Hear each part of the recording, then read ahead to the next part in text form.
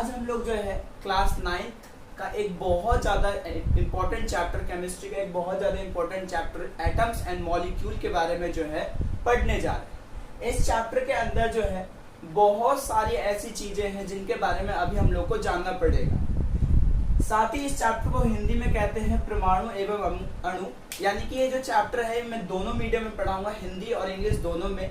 और साथ ही आप जो है अपना कॉपी और पेन साथ में लेके बैठ सकते हैं ताकि एक प्रॉपर नोट्स बन जाए 9th के लेवल का हम लोगों के पास। आज के जो लेक्चर है, जो हमारा लेक्चर 1 है, इसमें हम लोग जो है इंट्रोडक्शन की बात करेंगे। इंट्रोडक्शन किसका? एटम्स एंड मॉलिक्यूल का, कि ये कैसे आए, कौन कौन सी ऐसी घटनाएं घटी जिसके कारण जो आप कह सकते हो कि ऐसा मन में ख्याल भी आया कि इस मैटर से भी ज्यादा कोई चीज छोटी हो सकती है। साथ ही हम लोग हिस्ट्री के बारे में बात करें, कौन कौन से जो है फिलोसोफर आए, फिलोसोफर को जो है मनोविज्ञानी कहा जाता है, तो वो किस तरह की जो है उन्होंने थ्योरी दी, क्या क्या बातें कही, दोनों के बारे में, एटम के बारे में और मॉलिक्यूल के भी बारे में। साथ ही उसके बाद जो है इस चैप्टर के अंदर जो है ये थोड़ा बेसिक टर्म है, लॉ ऑफ केमिकल कॉम्बिनेशन, यानी कि रसायन संयोजन का नियम।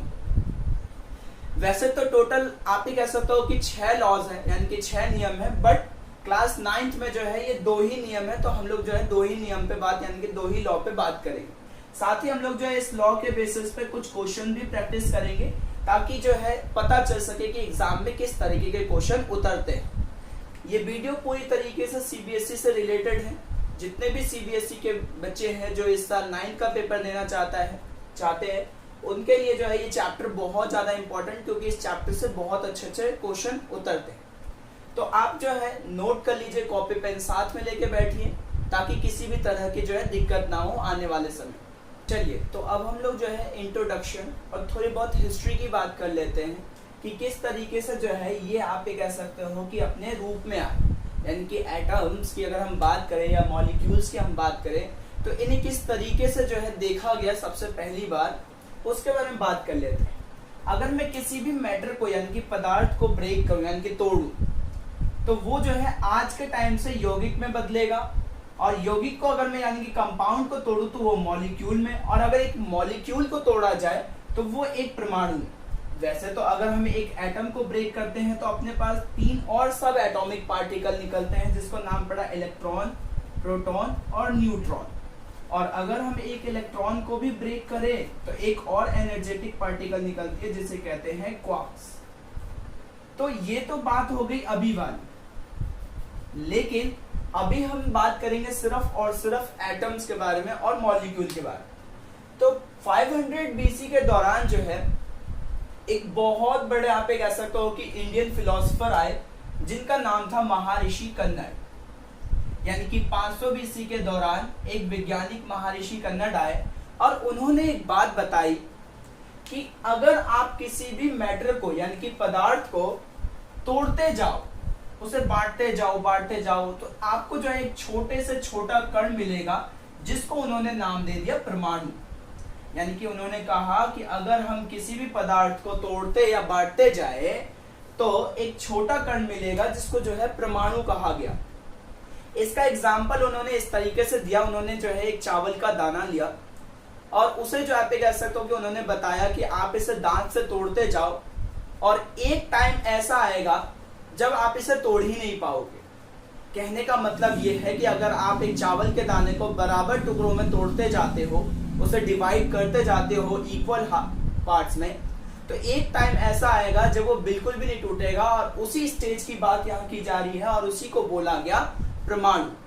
कहने का मतलब ये है कि बहुत सारे आप कह सकते हो कि लोगों ने जो है इसके बारे में बताने की कोशिश की, लेकिन उस दौरान जो आप कह सकते हो कि सिर्फ और सिर्फ महर्षि कन्नड़ ही थे, ऐसे वैज्ञानिक हुए, ऐसे फिलोसोफर हुए जिन्होंने जो है बहुत अच्छे से और एकदम इजी मेथड में जो आप कह सकते हो कि इस चीज को समझा। आगे बात करते हैं।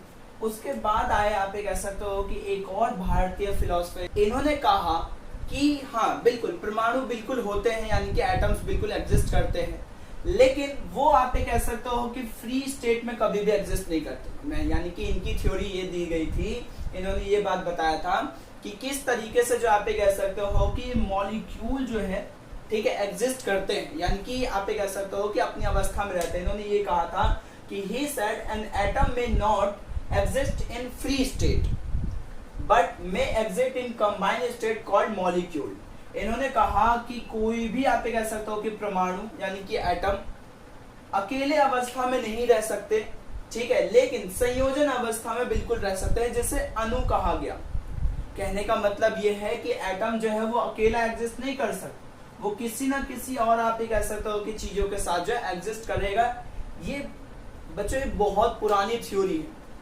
आज के टाइम पे हमें पता है कि एटम जो है आप कह सकते हो कि एक फ्री स्टेट में जो है, ठीक है, रह सकता है बिल्कुल भी, लेकिन ये जो है ये बहुत पुरानी, ठीक है, इन दोनों ने मिलकर ये कहा कि हाँ भाई आप ये कह सकते हो कि एटम जो है बिल्कुल एग्जिस्ट करते हैं, एटम होते हैं। अगर आप किसी भी चीज को तोड़ते जाओ तो एक ऐसी चीज आएगी, एक ऐसा स्टेट आएगा जब आप उस चीज को नहीं तोड़ सकते, उस चीज को बिल्कुल भी ब्रेक नहीं कर सकते, जिसका नाम पड़ा atom.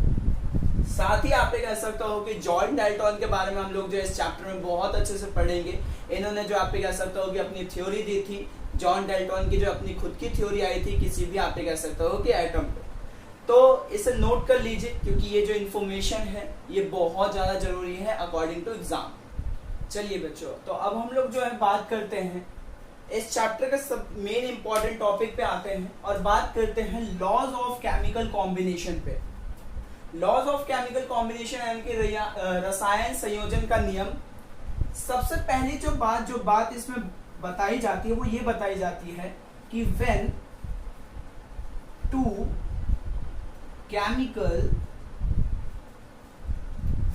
chemical combine, it always form a new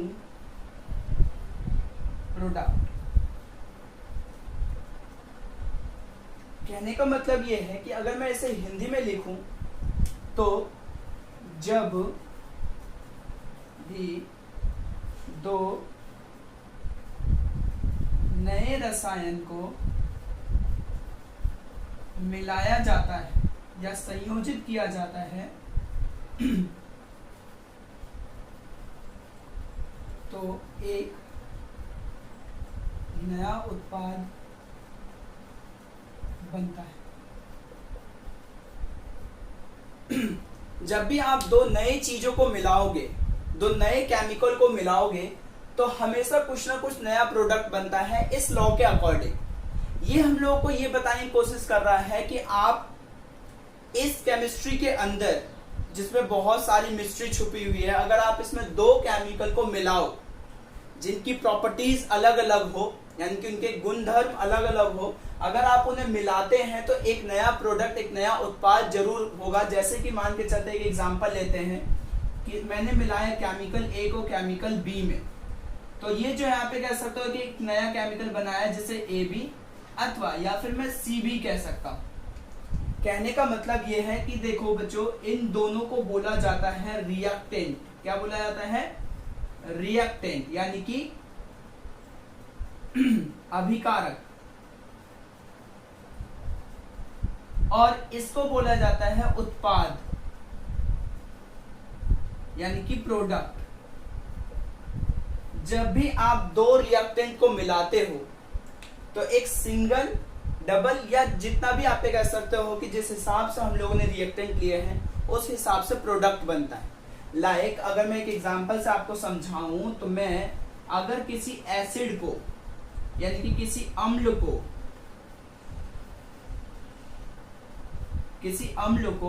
यानी कि किसी एसिड को किसी बेस में मिलाऊं यानी कि किसी क्षार में मिलाऊं तो जो चीज बनती है उसे कहते हैं सॉल्ट। और कभी कभार H2 गैस भी बनता है यानी कि हाइड्रोजन गैस भी इवॉल्व होता है। हिंदी में अगर मैं आपको समझाऊं तो किसी अम्ल को किसी क्षार पे मिलाने पे जो चीज बनती है उसे कहते हैं लवण और H2 गैस बनता है। देखो बच्चों, इसमें क्या होता है कि किसी एसिड और बेस को यानी कि दो आप कह सकते हो कि अलग अलग रिएक्टेंट को मिलाया तो एक नया प्रोडक्ट बनता है यानी कि नया उत्पाद बनता है। जैसे हमने एसिड और बेस को मिलाया तो आप कह सकते हो कि सॉल्ट और हाइड्रोजन गैस बनता है। इस चीज को कहते हैं प्रोडक्ट, और जो उसके साथ वाला होता है इसे कहते हैं बाय प्रोडक्ट।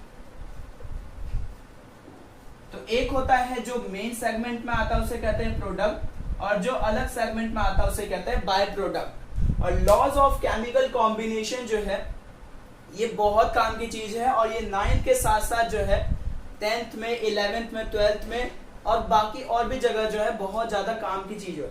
तो आप इसे जो है एग्जाम्पल सहित नोट कर लीजिए अपने नोटबुक में, ताकि जो है आपको ये जो चीज है समझने में मदद मिल सके। जब भी आप दो केमिकल को कंबाइन करो, जब भी आप दो नए केमिकल को कंबाइन करोगे जिनकी प्रॉपर्टीज अलग अलग है, तो हमेशा आपको कुछ ना कुछ नया प्रोडक्ट देखने को मिलेगा, चाहे अब वो हीट के साथ हो या किसी और के साथ हो, क्योंकि आपको जो है कभी भी एनर्जी जो है देनी पड़ती है। दो तरह के रिएक्शन होते हैं, एक्सोथर्मिक रिएक्शन और एंडोथर्मिक रिएक्शन। एंडोथर्मिक रिएक्शन में हीट देनी पड़ती है, यानी कि ऊष्मा जो है आप कह सकते हो कि एक एनर्जी के रूप में प्रोवाइड करानी पड़ती है।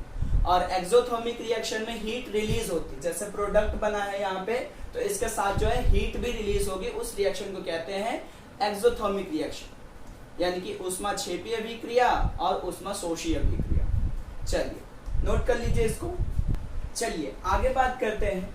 ये जितने भी लॉज दिए गए हैं ये Antonio L Wiser and Joseph L Proust द्वारा, यानी कि इन दो साइंटिस्टों ने जो है आप कह सकते हो कि ये सारे के सारे लॉ दिए, जिसमें से सबसे पहला जो इम्पोर्टेंट लॉ आता है वो आता है law of conservation of mass, यानी कि द्रव्यमान के संरक्षण का नियम।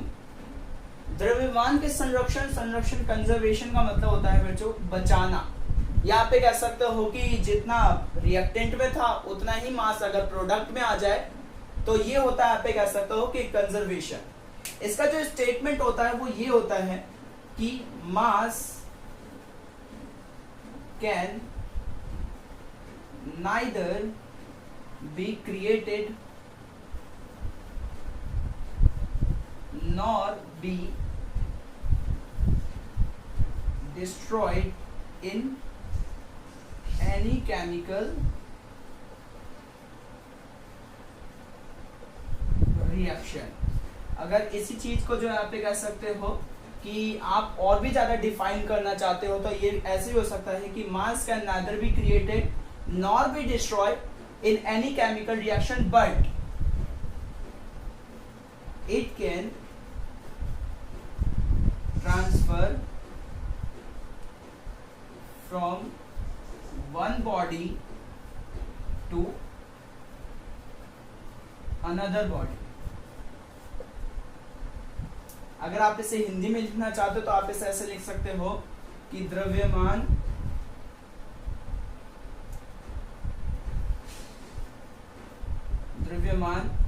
को ना ही बनाया जा सकता है और ना ही खत्म यानी कि मिटाया जा सकता है, लेकिन उसे एक वस्तु से दूसरे वस्तु में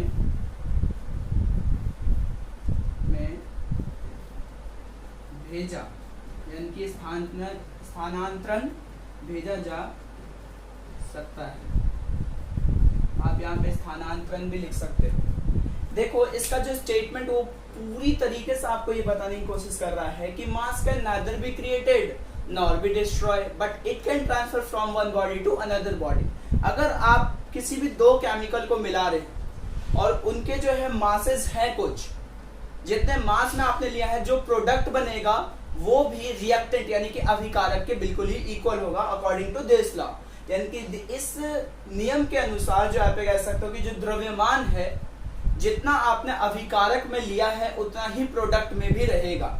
आप इस स्टेटमेंट को नोट कर लीजिए, फिर जो है इसको एक दो एग्जांपल से और दो चार क्वेश्चन से जो है इसको समझते हैं। आगे देखते हैं।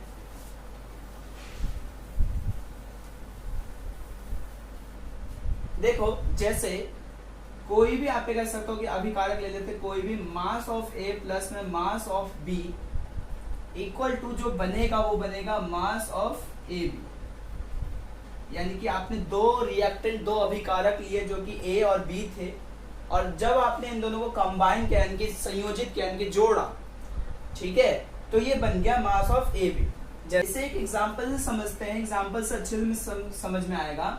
जैसे कि आप कह सकते हो कि यहाँ पे जो है हाइड्रोजन का एटॉमिक मास होता है 1, ठीक है, तो 2 से 2 को इंटू करोगे तो आएगा 4, प्लस में ऑक्सीजन का जो एटॉमिक मास होता है, यानी कि जो परमाणु द्रव्यमान होता है वो होता है 16 इंटू में 2, क्योंकि 2 एटम है परमाणु के, ऑक्सीजन के यहाँ पे 2 एटम है। साथ ही अगर आप पहले इस तरफ को जोड़ लो सही से, यानी कि 4 प्लस में 16 इंटू में 2 कितना हो गया 32, अगर आप इसे जोड़ोगे तो ये आएगा 36।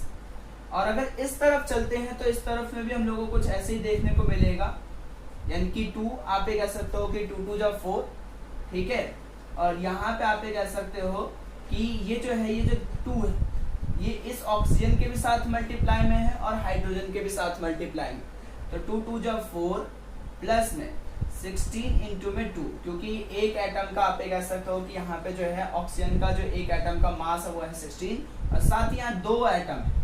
आप ये देखो, ये जो 2 है यहाँ पे, ये इसके साथ ऑक्सीजन के साथ में भी इंटू में है, समझ के चलना ये बातों को, ठीक है। उसके बाद क्या होता है कि यहाँ पे 4 प्लस में 16 2 जा 32 इक्वल टू 36। तो आपको देखने को मिल रहा है यहाँ पे कि किस तरीके से 36 मास यहाँ पे भी आया और 36 मास यहाँ पे भी आया, यानी कि इस तरफ जितने भी अभिकारक यानी कि रिएक्टेंट थे उसका भी मास ये रहा, और जितना जो प्रोडक्ट बना उसका भी मास, यानी कि इससे हम लोगों को पता चल जाता है कि जो मास है वो कंजर्व है पूरी तरीके से। इस एग्जाम्पल को आप नोट कर लीजिए। यहाँ पे हुआ क्या, ध्यान से समझना, यहाँ पे 4 हाइड्रोजन, 2 2 जा 4 हाइड्रोजन। यहाँ पे आप कह सकते हो कि ऑक्सीजन के 2 एटम है, और साथ ही आप कह सकते हो कि ऑक्सीजन का जो एटॉमिक मास होता है, यानी कि जो परमाणु संख्या होती है वो होती है 16।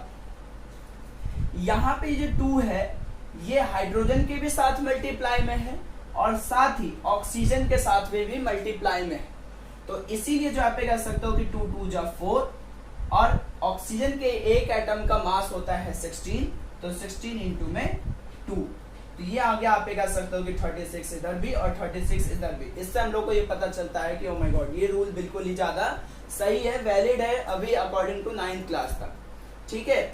इसके बाद एक और एग्जांपल लेते हैं, एग्जांपल से अच्छे से समझ में आएगा। जैसे कि मान के चलिए कि एक और एग्जांपल लेते हैं, 2Mg, example number 2 plus O2, ये बना देता है 2MgO, यानी कि आप कह सकते हो कि मैग्नीशियम ऑक्साइड। तो कहने का मतलब ये है कि भाई मैग्नीशियम का जो एटॉमिक मास होता है, देखो एटॉमिक मास आप लोगों को याद करने की जरूरत नहीं है, ये आपको जो है हमेशा एग्जाम में देखने को मिलेगा, यानी कि आपको जो है परमाणु द्रव्यमान, ये आपको जो है हमेशा एग्जाम में गिवन मिलेगा। बस हम लोग को क्या करना पड़ता है, एटॉमिक नंबर याद करना पड़ता है। बट इसके भी जो है मैं कुछ जो है शॉर्ट ट्रिक्स दे दूंगा आपको, जिससे कि आप लोगों को एटॉमिक नंबर याद करने में बिल्कुल भी परेशानी नहीं होगी, आप चुटकियों में एटॉमिक नंबर जो है बनाना सीख जाओगे। तो भाई मैग्नीशियम का एटॉमिक मास जो होता है वो होता है 24, यानी कि यहाँ पे 2 एटम है मैग्नीशियम के, तो 2 इंटू में 24,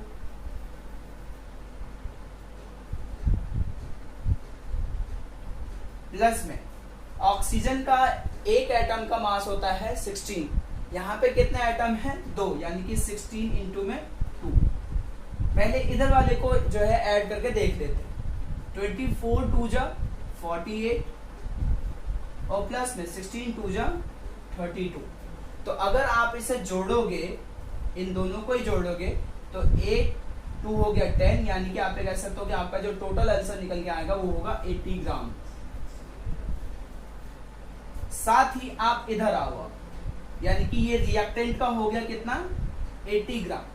और अब हम लोग जो है प्रोडक्ट की देख लेते हैं। तो भाई यहाँ पे ये जो 2 है, मैंने आपको पिछले वाले एग्जांपल में भी समझाया था कि ये जो 2 है ये मैग्नीशियम के साथ में भी इंटू में है और ऑक्सीजन के साथ में भी इंटू में है। तो यहाँ पे भी 2 इंटू में 24, साथ ही ये दोनों एक दूसरे के साथ जो है हमेशा आप कह सकते हो कि प्लस में होते हैं। जब एटॉमिक मास मैं आप लोगों को निकालना सिखाऊंगा तब आप लोग जो है इसको बहुत अच्छे से सीख जाओगे। अभी जिस तरीके से हो रहा है उस तरीके से इसको नोट करते जाओ। तो भाई 2 इंटू में 16, तो यहाँ पे भी सेम आता है, ठीक है, 48 प्लस में 32।